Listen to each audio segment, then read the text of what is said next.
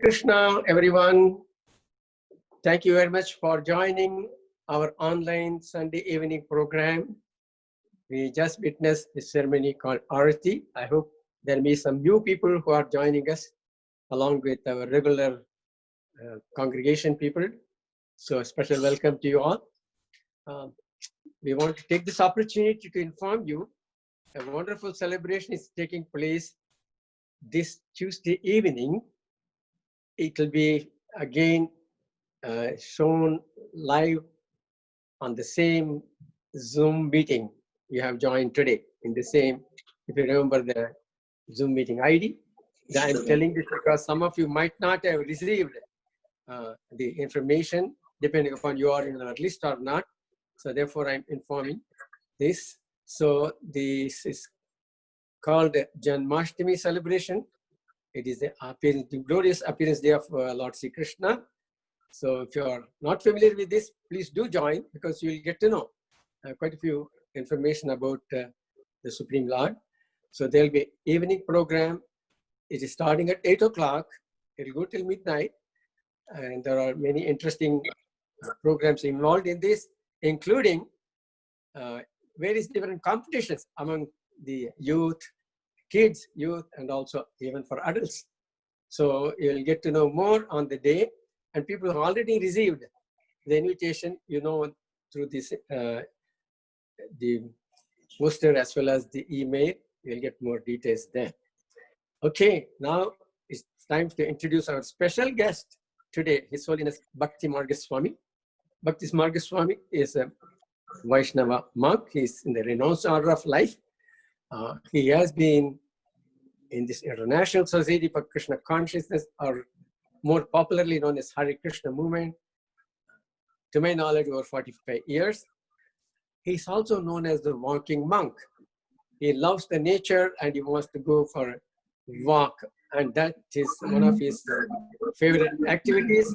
And this actually awarded a big event of his traveling across Canada, first time walking across Canada for the first time in 1996 in honor of the centennial of the appearance of Srila Prabhupada, the founder Acharya of this Hare Krishna movement. And Maharaj didn't stop with that. He did it again 2 more times, the knowledge, and he's sitting on the 4th one. Of course, first 2, 3 are continuously done. The 4th one is doing it bit by bit. And he takes the opportunity to meet with people. He loves meeting with different people of various background.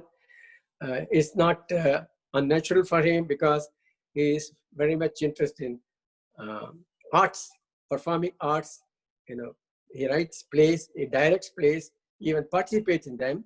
He also avid poet, often uses the poetry in glorification occasion, especially on the appearance anniversary of our dear spiritual master Srila Prabhupada.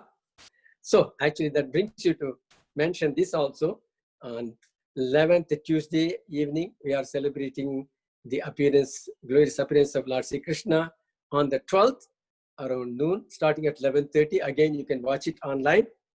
That we are honoring the appearance day of our spiritual master, His Divine Grace Srila Bhakti Vedanta Swami Prabhupada. So we invite you to participate online again for this event as well.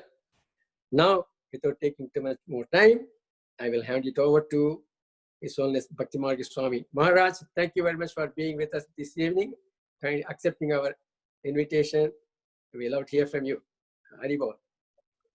Thank you so much. Can you make out what I am saying? You can introduce it, Maharaj, the topic, you know, you can actually see that. You can hear me okay? We can hear you perfect, Maharaj. Okay, first of all, thank you very much for this opportunity. I'd like to thank Lakshmi Moni for throwing her blessings out to me. I talked to her on the phone about 3 days ago, and suddenly she's in Govardhan Hill. You know, I don't know how she managed to do that during this COVID. Maybe she caught the wings of Garuda and he took her up there to India. Anyways, thank you, everyone. I would like to open up by praising Prabhupada. Om Jnana timarandasya jnananjana shalakaya chakshurunmilitam yena tasmai sri gurave namaha.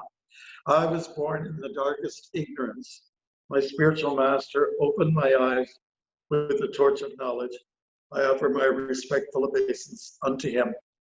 Thank you. It's also beautiful to see Natalie from Montreal, and above her on my screen are their lordship Shishi Gornitai, who rule Canada. Very close to Parliament Hill we are. Okay, our topic for discussion is SNS, that is steadiness and sadhana. And I would like to just maybe leave with you a word that you can take with you in your pocket. When you, of course, no one's going home. You are at home. That's the problem. You know? You can't take anything home. You are home. All right. So stairyam, the Sanskrit word stairyam means steadiness. And the way Srila Prabhupada translates or defines steadiness is found in Bhagavad Gita, chapter 13, entitled Nature, the Enjoyer, and Consciousness. There's 20 qualities of what comes out of wisdom, jnana, and one of them is steadiness. If you stay steady at something, whatever it may be, there will be a lot of clutter will be removed from the brain, the mind, and there will be a clearing, and perhaps even a flow of wisdom will run through like water out of a faucet, you know. So here's what Prabhupada has to say in this regards from 13:8 of Bhagavad Gita. Steadiness means that one should be very determined to make progress in spiritual life. Without such determination, one cannot make tangible progress. We can see from this statement by Prabhupada that steadiness has much to do with determination. You can call them synonyms if you want. It wouldn't hurt. Okay, what else does he say? From chapter 10, text 34, in the purport, Srila Prabhupada says, the ability to overcome unsteadiness is called firmness or steadiness. And the Sanskrit word for that is dhriti. So you got two words, stairyam and dhriti. Dhriti, or determination and steadiness, is also found in chapter 18 of Bhagavad Gita, where the Lord says in text 43, Sauryam Tejo Dhritir Daksham. These are some of the qualities that are attributed to the Kshatriya, the warrior class of person. And so Dhriti comes across there as well. It means someone who's very determined. And when I think of some fun stories, I'm sure there's probably some kids there listening, about determination. I think of the story of the sparrow that had lost her eggs to the ocean, and she was very upset. Birds can be very upset. And so she demanded, she stood firmly on the beach, addressing the ocean, you bring back my eggs, and if you don't, I will dry you up. So the ocean was laughing. The bird started to work feverishly at drinking the ocean, or at least taking it in her beak and putting it somewhere else, at least that. She was just trying to empty out the ocean. And the ocean just kept laughing. Meanwhile, Garuda, the great bird carrier, of Vishnu, was soaring in the air, and he looked down, and he saw his little sister bird, the sparrow, busy, and he heard the laughter of the ocean. So he decided that he would do a security check. He would check it out, the scene. So he went down to where the bird was at the beach, and she explained what her situation was. Her eggs were lost, the nest was taken away by a big tsunami wave, and I want my eggs back. And so that's why I'm trying to empty the ocean. So Garuda stood there, and he's very intimidating looking. He's got a big beak. He's got the, kind of like penetrating kind of eyes that you find in predator birds. He's got incredible claws, an amazing wingspan. And if you've ever even gone close to a Canada goose, you could know that they get very defensive and they'll flap their wings and they can really knock you overboard. I was in the city of Stratford, which is in southern Ontario, and most kids went to high school would be brought there on a field trip. And it's a place full of theaters of Shakespearean presentations. So they have the Avalon River there, just like a duplicate in England. And I remember in high school, one swan was being agitated by one of our girls. I still remember her name, Martha O. Martha O, if you were watching us, I remember the pastime. So the swan came at her very aggressively, with wings coming out and just with an intimidating beak. So anyways, the eggs came back eventually, and only because there was incredible dhriti, or determination. I'll tell you another interesting story about determination and steadiness. There's one temple, I won't tell you where it is, but it was having a rat problem on the altar. And these rats were super smart and attentive. They knew that when the bell rings, that something is going to happen. It's the time to get ready. And so the bell ringing on the altar means that the pujari is offering mantras as if to say, Krishna, please receive my offerings of food. And so then the pujari might chant a little bit more and then leave. So the rats knew that that's the time to come on to the stage and to do their nonsense. And that is to go up and they would climb and get at the food, which was being presented as prashadam. So that kind of ordeal went on for some time. It was figured out what was happening, why the missing puri, or why the missing peas.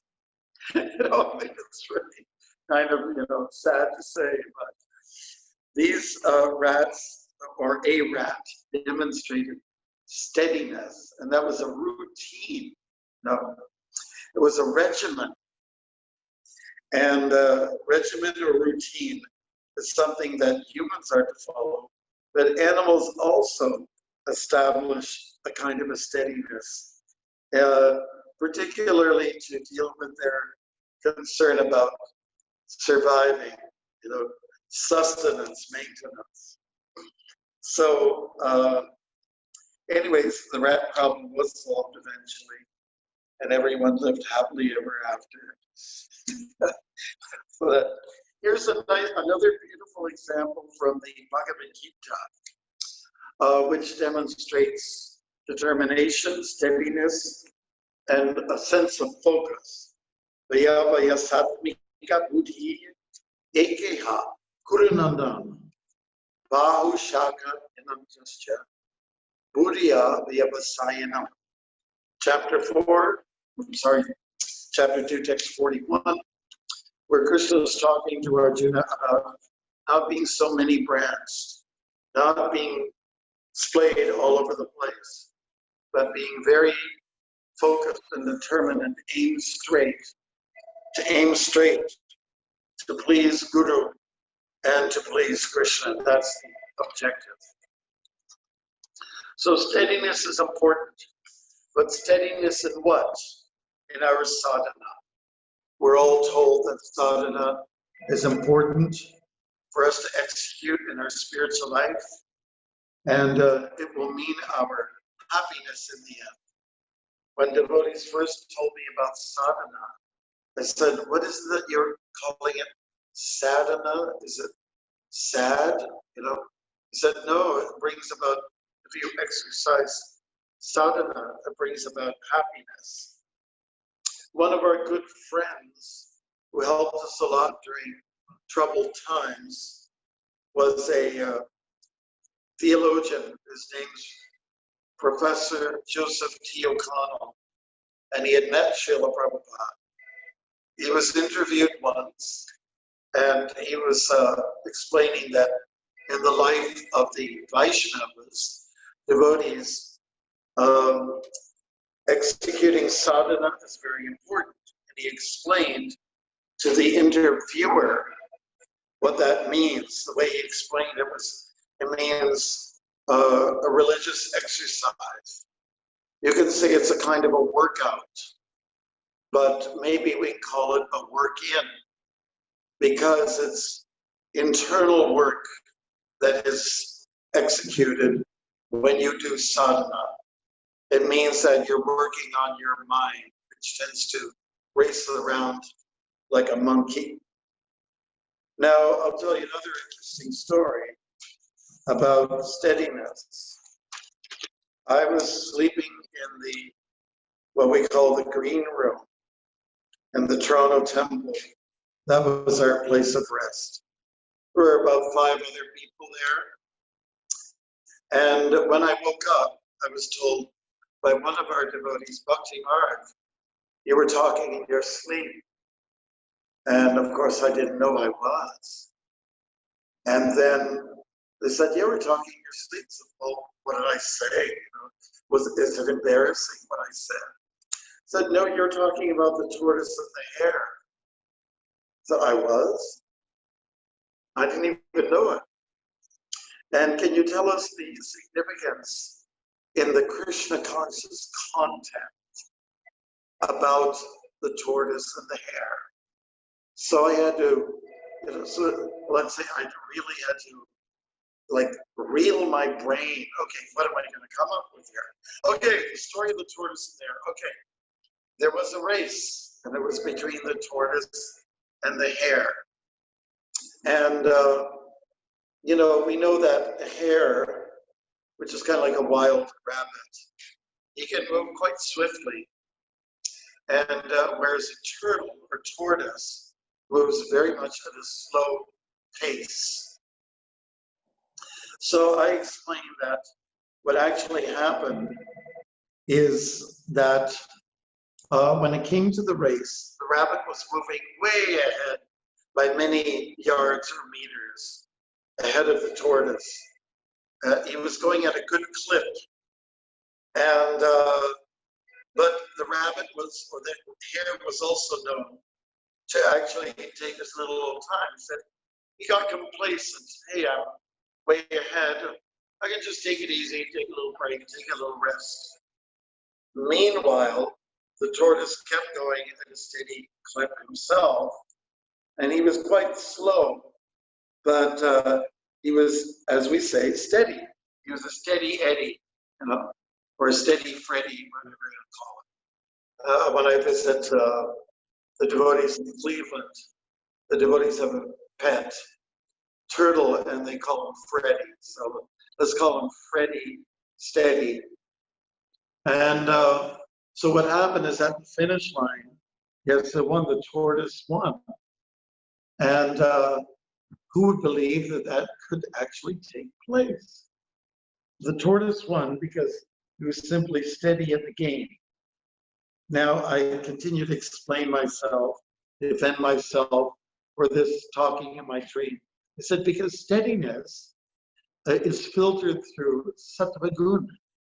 Sattva gun means mode of goodness, you know, whereas the rabbit or the hare acts very much, is compelled to act on the basis of rajas, passion. So when you're trying to cultivate your spiritual life, you have to go slow and steady. And chapter 2 of Bhagavad Gita talks about the tortoise in that regard. Just moving very, very cautiously, gradual, it's all like gradually stepping forward. So anyways, I give that explanation to the devotee. Said, hey, Bhaktimarga, you did a pretty good job. All right, so I must admit, I thought it was pretty good. When you serve with determination, you will not swerve. Yeah, we have options in life. Either you serve or you swerve. And swerve means when you're not going in a straight line, the straight and narrow path. It means you're distracted by so many objects. Vishayan. Vishayan means objects of sense gratification. So serve or swerve. I have one devotee, he lives in Vancouver, and he was quite a stand-up comedian. And he answers the phone. I said, yes, how may I swerve you? Okay. Taking himself to be a distraction. Okay, so anyway, steadiness is very important. Steadiness in sadhana. Sadhana is a religious practice. It's an exercise. You can say sadhana, especially for a neophyte, is somebody who identifies this is God. Sadhana is God. It's the medium to God. I come to God through walking this tight rope of what we call sadhana. And without it, I don't have much of a foundation. So we can look at it like that. There's a nice shloka in the Bhagavad Gita where Krishna says, Brahmarpanam, Brahmahavir, Brahmagnai, Brahmana Hutam. And in this verse, the word Brahman appears so many times, over 4 or 5 times in the one shloka. And what Krishna is saying there is that when you offer something to Brahman, to the Supreme, to Krishna, that which is being offered to Krishna is becoming Brahman.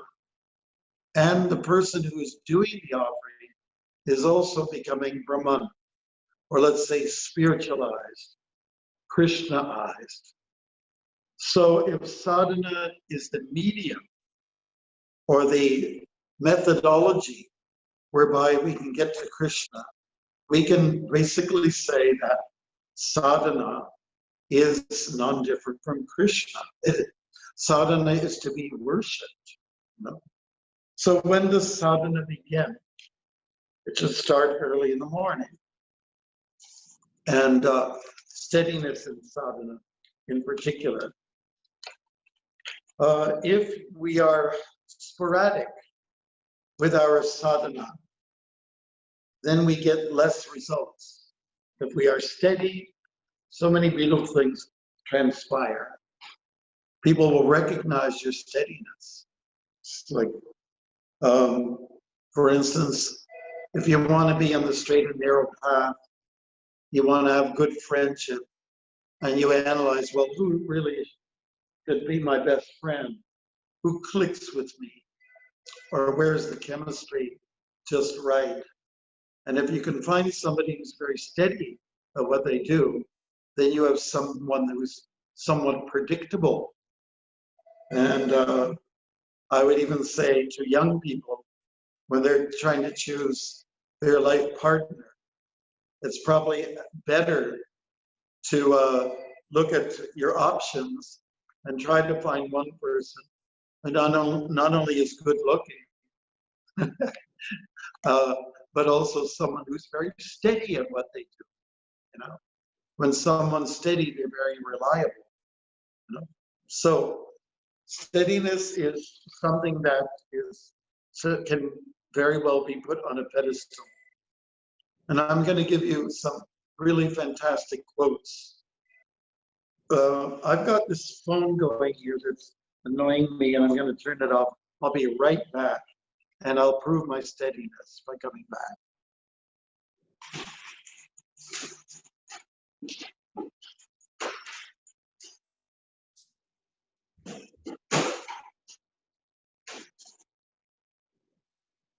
Okay, I'm back.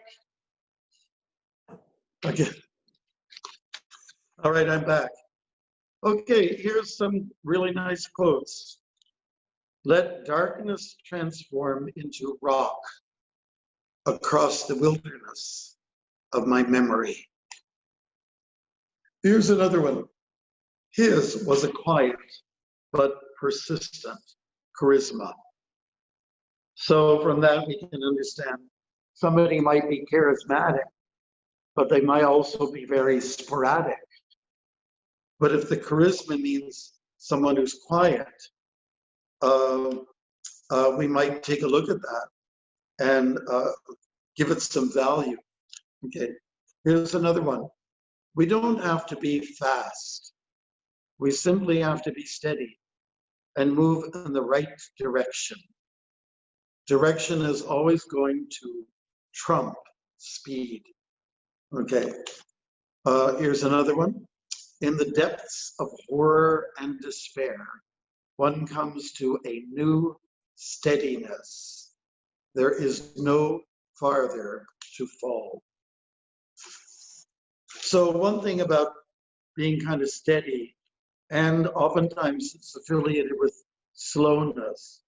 Some people will say, oh God, steady and slow. Yeah, but it's not sexy. It's not riveting. It's not, it doesn't move at the speed that I'm accustomed to. It's boring. It's dull. It's plain. You know, we can give kind of like these attributes to what is steadiness, steady and slow. But one thing that we can say in its favor is that it does get you somewhere. If you want to climb a mountain, you're not going to run up there. No, you're going to take your time. You're going to get a good grasp and hold where your foot can be placed, the next hand, and the next foot, and you keep climbing up extremely slowly with your eyes firmly fixed on possible grooves that you can put your hand into on your foot, and this way you'll get to the summit, to the peak of the mountain, right?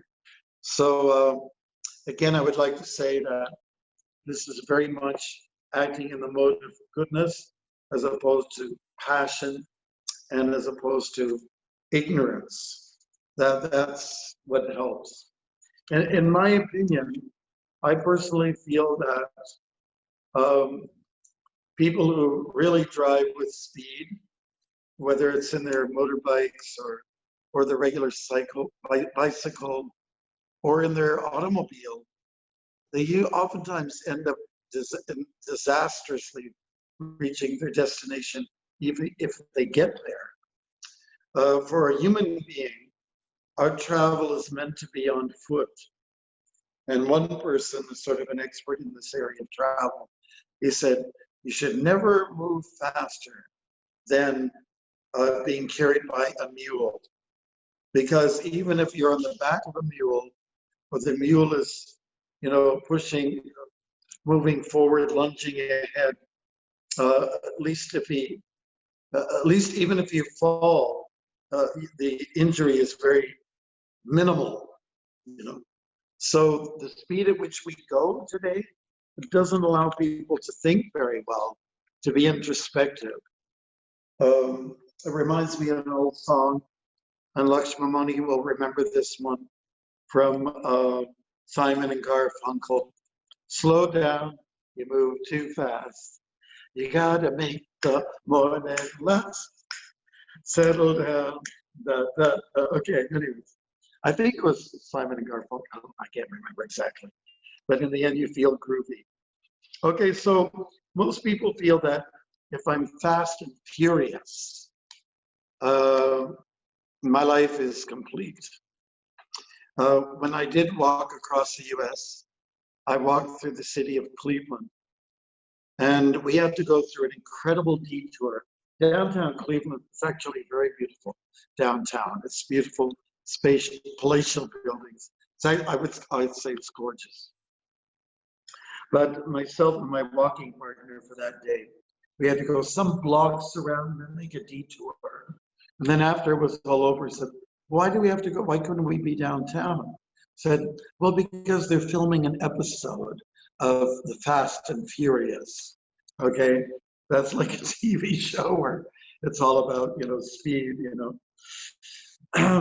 Okay, what I was going to do is offer some suggestions on how we can maybe be a little more steady in our sadhana, like practical observations. If I can offer that to you folks, that would really be nice. Okay, so I would say that trying to be steady with sadhana, and a big part of our sadhana is chanting japa. I tried this practice. I would get into a prayerful mood, even if it, while I'm in the shower with my Dr. Bronner soaping up, I will be thinking like this. I will be thinking, my dear Gopinath, my dear Lord Krishna, please help me to be very determined and in my japa today. And so I usually find where attention goes, you get some results. And I was talking to a young fellow who walked with me yesterday. They said they have this thing called The Secret, I don't know if any of you heard of The Secret. And secret is just a substitute word for God, for God's sakes. They said if you put your energy towards the secret will answer all your questions or all your quandaries. So that's the kind of message that comes across. So people have fancy words, and why don't you stick to Krishna for God's sakes? So let us pray to Krishna, let's pray to Guru, and ask for determination in all of our endeavors, especially our devotional endeavors. Of course, for those devotees who are grihastas, their determination will be a little bit diverted or split, but I would say at the same time, not necessarily going in a wrong direction. We're talking about maintenance for a grihasta. So a lot of attention has to be given to earn the money, to go for the big hunt. And, in the cavemen days, it would mean you have to really bring in the big kill, a mastodon or, one of those big elephants. And if that was the kill, wow, that could feed the whole community for some time. So one has to endeavor to maintain, to sustain, and that's important. But just like we were talking about the workout, the work-in is also important, and the determination to overcome the lust and anger and greed, and so on and so forth. That requires some prayer, and prayer is one of the 9 practices of devotional service. One thing that I think will also help in focus, and do not consider that I'm a Mayavadi for saying this, practice a good sadhana, be kind of straight and upright. It's all about being straight, not only physically, but being straight mentally, psychologically. So asanas help, and pranayam. If you're getting dozy with what you're doing, and this tends to be a sort of a reality when we're doing japa, for instance, do some pranayam. It really just starts getting the oxygen in you again, and you feel somewhat revived. I remember when I was walking on the Trans-Canada Highway, no, the Yellowhead Highway, I almost fell into the traffic. It was hot. The wind was hot. This was in the prairies, and I have to do some pranayama here. And I did, and it just kind of like really invoked, brought in a new energy. Another thing about practical tips for being steady, certainly don't eat late at night. And please don't eat a lot of sugar, if at all. If you can eat sugar, take jaggery or honey or good old-fashioned maple syrup from Eastern Ontario or Western Quebec. All right. And, and take sattvic food, and then, and don't eat too late. Don't go beyond 6 o'clock. Uh-oh, I hope you've all eaten by now. I would give that kind of advice. I also get really excited when I read chapter 6 of the Bhagavad Gita, because it's also about taking up the practice of tapasya, austerity, taking up a sitting posture, endeavoring to not be taken in by sensual desires, but being very focused. So chapter 6 of Bhagavad Gita, just go through the shlokas, and it can really help you with your determination. And of course, what always helps is cleanliness in the matter of any kind of devotional service, because that puts you in the sattvic mode of goodness frame of mind, and that will help so much. Yeah, so we see that people are steady in what they do. They tend to accomplish things. They tend to achieve, and not the person who is kind of up and down and kind of all over the place and catering to the nature of the mind. So just going back again, prayer helps tremendously. Take up some practical practices of a good sitting postures, asana, and then breathing, respiratory powers, exercises, pranayama. Read chapter 6 Bhagavad Gita, and you can also take a lot of inspiration from such saintly persons like Prahlad Maharaj, and also Dhruva Bhaktisiddhanta, that is Prabhupada's guru. He said, we can be, if you practice the determination of young Dhruva, you can, within one life, be fully Krishna conscious. So the inspiration comes from being very determined. And even though his motive wasn't so pure in the beginning, he wanted to have a nice mansion or an empire, in fact, that would outshine Brahma's empire, Indra's, whatever the gods have. And I will prove to everybody that I am somebody, and I'm not going to be kicked around, and I'm not going to be insulted. So it was Dhruva who had that incredible determination.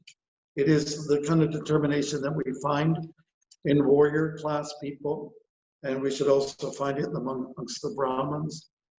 And sometimes people are quite motivated to make a lot of money, and they can be admired because they have lots of determination. It simply has to be put in the right direction, and then everything's okay. So what I'm seeing too in people, those people who have a sort of austere, disciplined background, they will win, they will conquer. Also, numbers conquer. If you have a lot of people around you who are all sincere seekers of the truth, and you're all working together like team players, you will also succeed in life. Whereas if you do everything on your own, it may not be the case. So one last thing I would like to say, turtles are admired in most cultures, even in ours. We have the Kurma avatar. An example of the turtle is given in the Bhagavad Gita. He draws his limbs within his shell. And so turtles are known to be, highly auspicious for their particular qualities. And so we can think like one and be just very determinedly going forward in our direction, which is to go to Krishna's lotus feet. So those are some pointers we want to offer to you. And I see that the time is now 6:17, according to my phone. We used to say watch, but now everything comes from the phone. And so I was just wondering if any of you had some questions or comments. I mean, I would say there's incredible stories of determination that we find in amongst some devotees. I think of my dear friend Bhaktimarga Swami, who worked so hard in the courts defending our movement in the USSR. He worked so hard, and also to the point of exhaustion. He was lacking sleep at one point. I called him from India, said, I can't sleep at night. I'm so troubled. He put in so much time and energy to fight for Prabhupada's mission.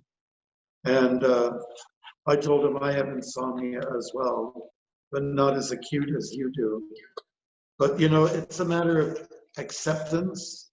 When it comes to steadiness, you have to accept that the storms will come, the heat will come, the rain will come, the cold winds will come, but you just have to kind of keep at it, and then you will achieve something in the end.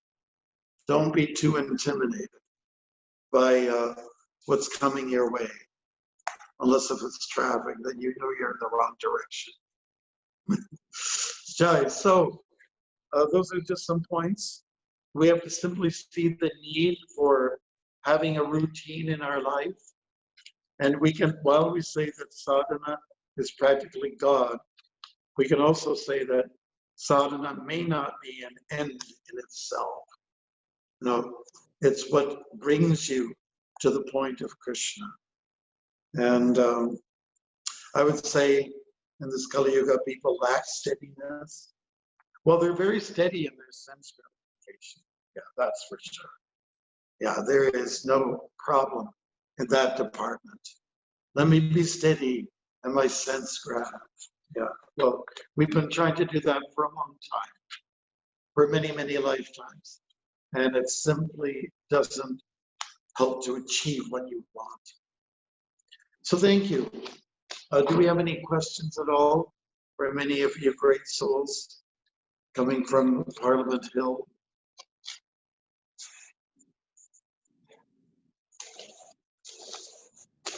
Hare Krishna Maharaj, Mandala Ram.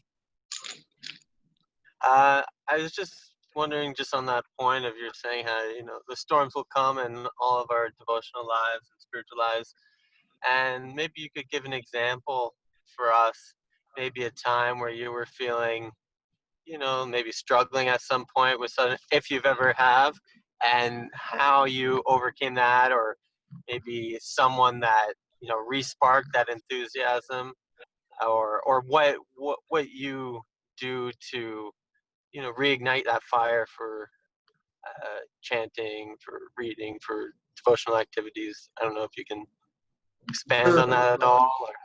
Well, I remember in '96 when I walked across Canada. I started from Victoria, Vancouver Island, and I made it all the way in 1 month to Calgary, to the next province, Alberta. And I was having sleeping problems one night, and I was looking at the map of Canada for the first time since I started.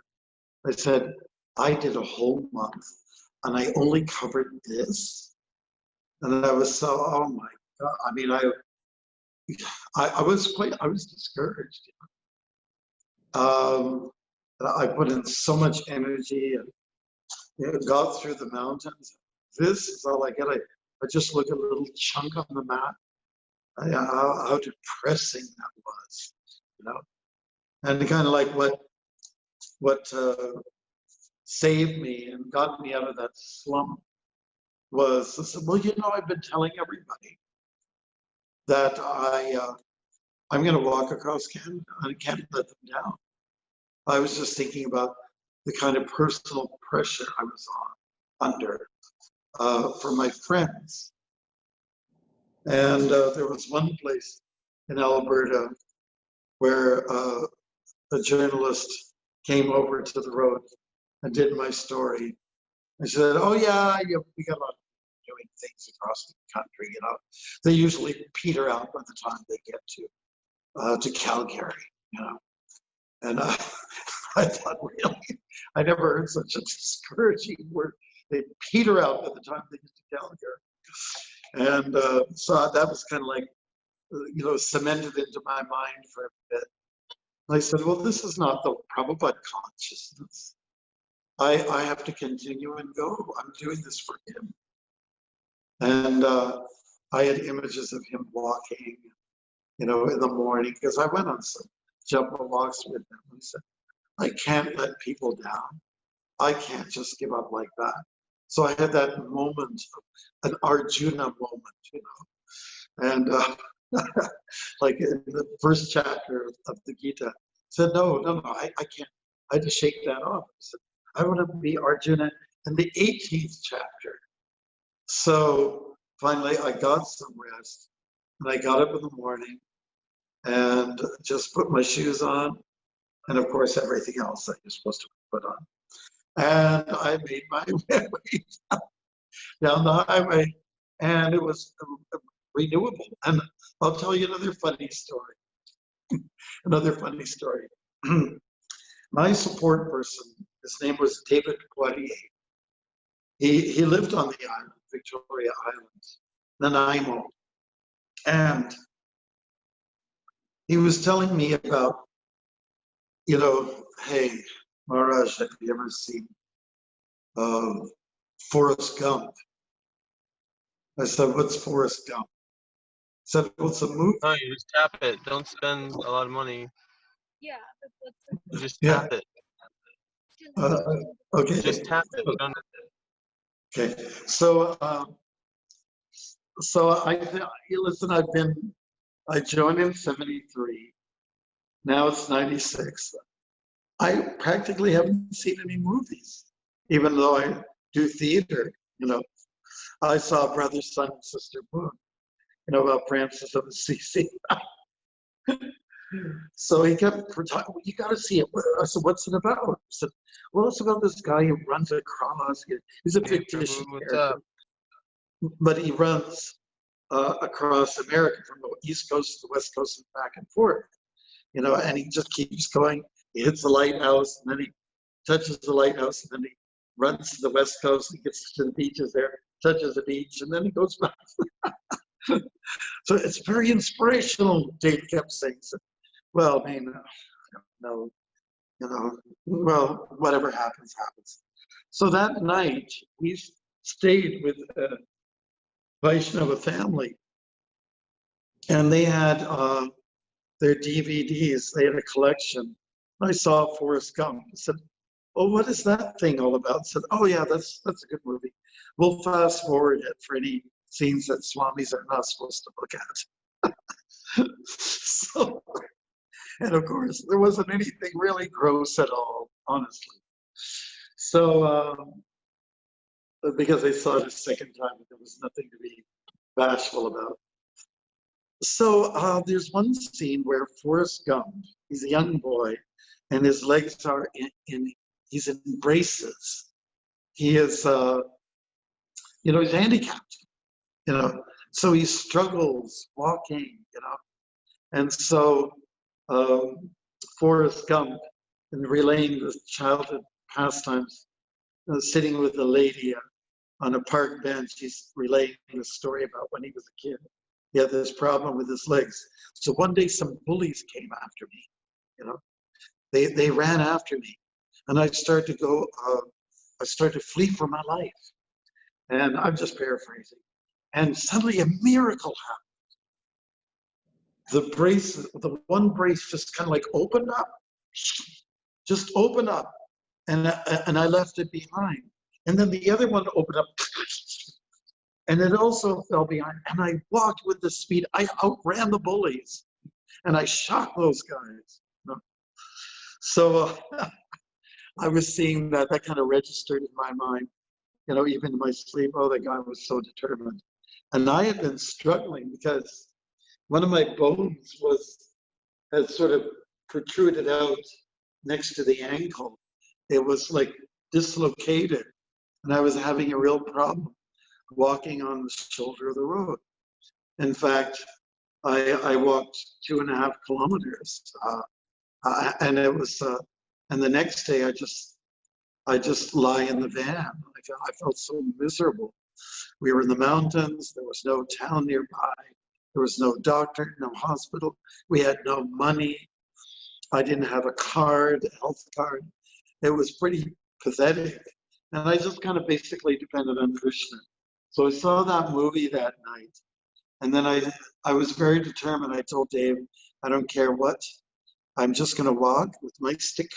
And I'm going to walk here. And I'm going to do big today. You know, that's all. That's all there is to it. So I went with a kind of a determination and steadiness. And I kept walking and walking and walking and walking and walking and walking and walking. And it was quite painful in the beginning. Then suddenly, that dislocated bone in the bottom of my foot, it's kind of like clicked back into place. And I started to, you know, like walk like I was moving through air, like, Yudhishthira in his chariot and horses, they were off the ground. I felt like an angel. So I just, I depended on Krishna. I chanted his name. And Forrest Gump, just the image of him being quite determined to run away from the bullies was in my mind and my heart. And so I was thinking, if you want to achieve something, you just have to be very determined. You just have to go for it. And lastly, I will say this. I learned a lot about determination from being raised on the farm. My dad had us do chores, and he'd also line us up for summer jobs, and we'd go and pick tomatoes, like sort of back-breaking, a job. You're 8 hours a day bending over, filling up of the tomatoes. The only thing that made you happy was each other. Or you pick up a tomato that's very deformed. Hey, look at this one, and you throw it in the bushel, and in this way you learn a lot by being steady, by having a job, the summer job. And I think that kids who don't have that experience may find it a little more difficult to kind of apply through this world. So those were the things. We worked in tobacco, and that is the worst job. Tobacco is harvested around Labor Day. It can be hot. There's no air movement between the plants. You have to slam your hatchet, and try to aim, and it doesn't usually work in the beginning. And then you've got all this juice that's leaking from the broad leaves all over into your elbows and on your clothes, and it stinks like hell.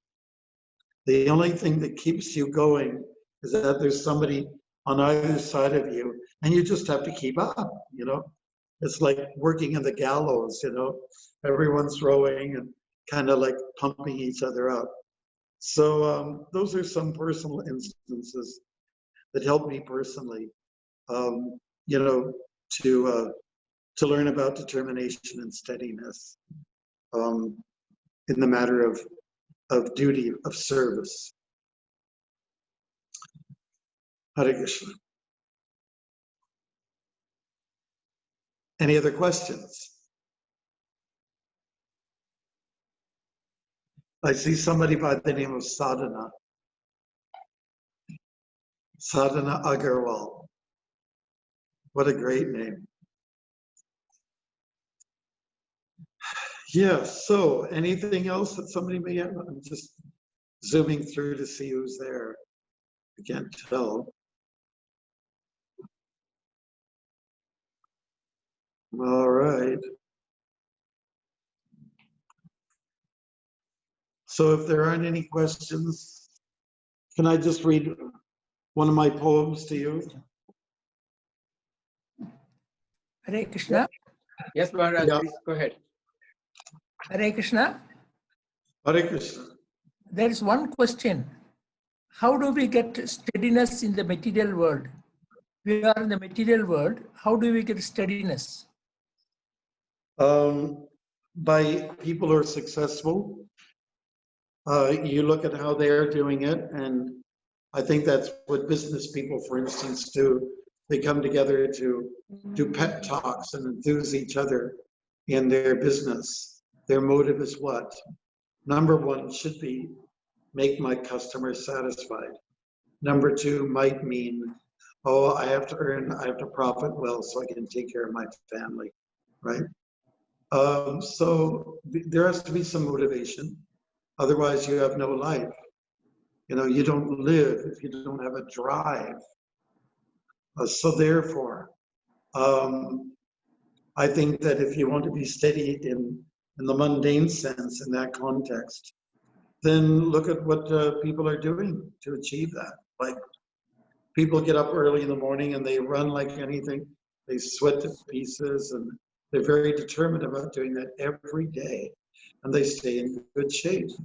So you can see that they usually carry a very optimistic attitude, you know. For most people to be running like that day after day, you already have to be an optimist. You become more so by putting this into practice. So get inspiration where it comes from. Just because you take gold from stool, Chanakya Pandit said. Hiranyakashipu was extremely determined, and he performed his tapasya, standing on his toes, you know, ants eating him, and he resisting, and taking the blows, you know. So this is what is required to be successful in life. Take inspiration from those who have done heroic things. Good. So we have our heroes. Like, I think about a hero, Chaitanya Mahaprabhu's, you know, wife, his widow, you can say, Vishnu Priya. She was very austere after he left and took sannyas. She would eat just rice every day. And she would eat as much rice or as many kernels as she could chant, but matching up to the number of rounds on her beads. So if she did 50 rounds, that meant 50 kernels of rice, and that's what she'd eat. So determined, isn't it? So incredibly determined. So I hope that helps.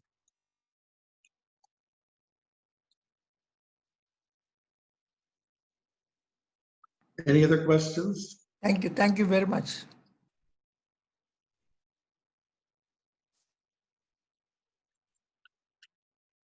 I want to take the moment to offer you all the best for the Janmashtami celebrations, and then the following Vyas Puja. These are important events for us, and they're going to be celebrated or honored in a slightly different way this time around. But what can be done? That's just the way it is. But celebration can never be stopped. A South Indian Brahmin, he celebrated, glorified his Lord by just meditating to doing puja in his mind. And so there was no restriction for him. Okay, I think I better move on. I'm hoping I can see you all sometime soon. Yes.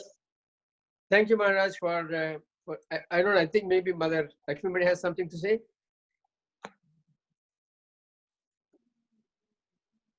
All right, okay. Okay, Maharaj, thank you again for being with us this evening. So, sure. Well, thank you so much for inviting me, and we hope to come and see you sometime soon. Well, I do hope so. So, as things open up. Right. But otherwise, we'll be in touch, Maharaj. I need to speak to you also on a few other things. So, we'll be in touch. Thank you again, Maharaj. All right. Hare Krishna, everyone. Everyone. Jai Srila Prabhupada ki jai. Jai Sri Krishna. Jai. Enjoy the nice weather while you have it. Yes. Okay, devotees, we will have Kirtan now, right after this.